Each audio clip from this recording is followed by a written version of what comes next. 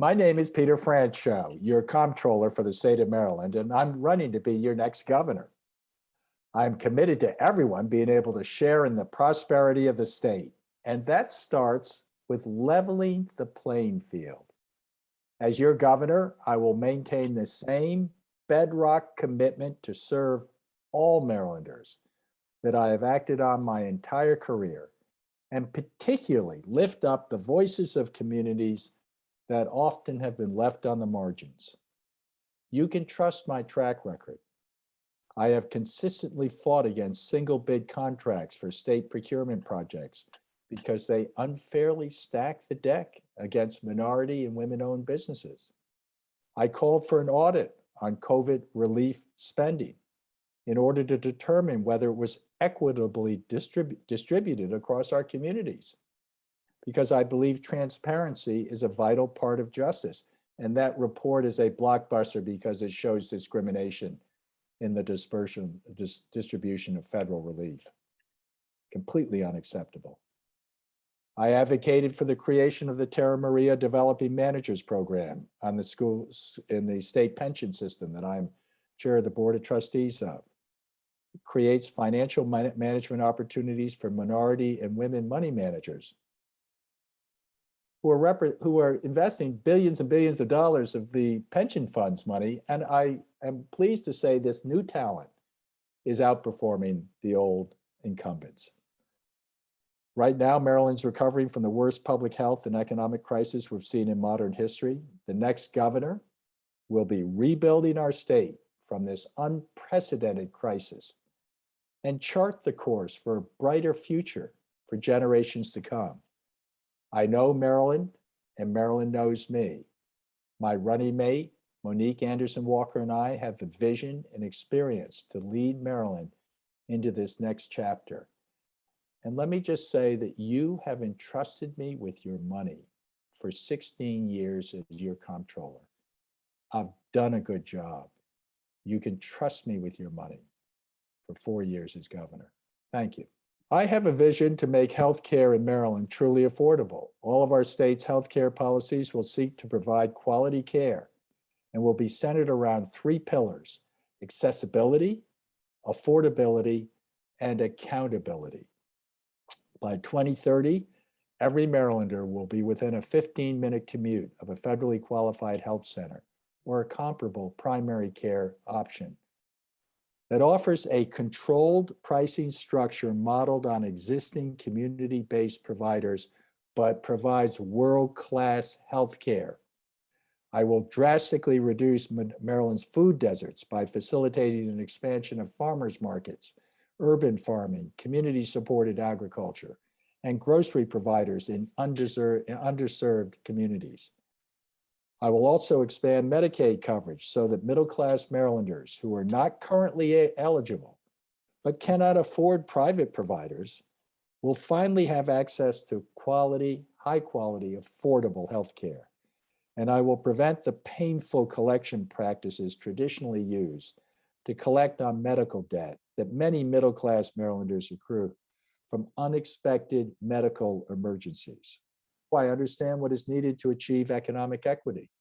I will increase the state's MWBE goals by 50% so that our state spending actually reflects the state's demographics.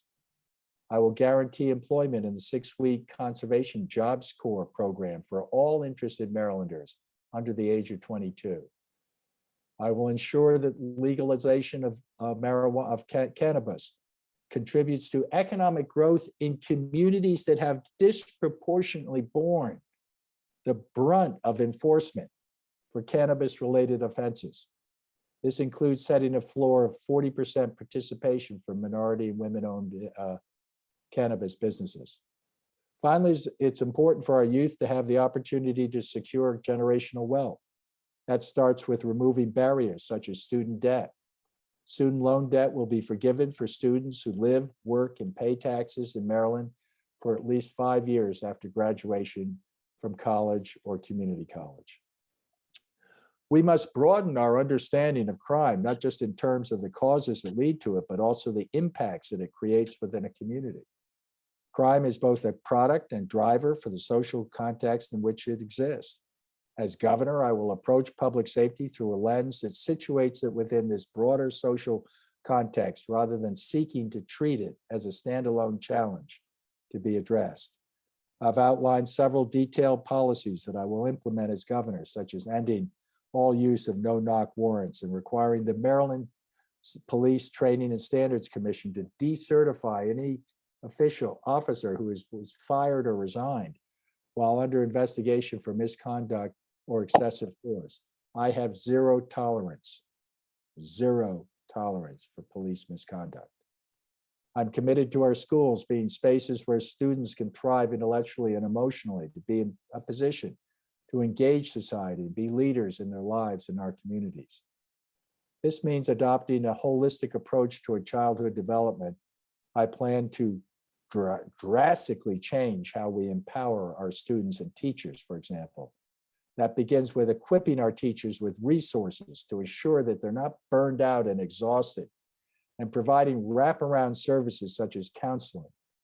Moreover, we will ensure that students who are not college-bound graduate with a path to training and a family supporting career by creating experiential learning opportunities with our unions that lead to apprenticeships upon graduation and good family supporting jobs, which are so important to the state's future. My vision is simple. I want all Marylanders to have the opportunity to share in the prosperity of the state. I know that Monique and I are committed to bringing forth changes that people can feel and see that will improve their quality of life. I am someone that believes in results, not rhetoric. I will lead the state of Maryland by the same pillars that have guided me in the comptroller's office. Respect the voters, respond to the voters, get results for the voters. These guiding principles have led the Maryland Comptroller's Office to become our nation's most effective and efficient comptroller's office in the country. With your help, I hope to bring that same energy and efficiency to the governor's office. And competence, so important in state government, that will come with me to the governor's office. I want to thank the Maryland AKA Connection and Social Action Committee for allowing me to share my vision and some of my pledges with you. God bless. Thank you.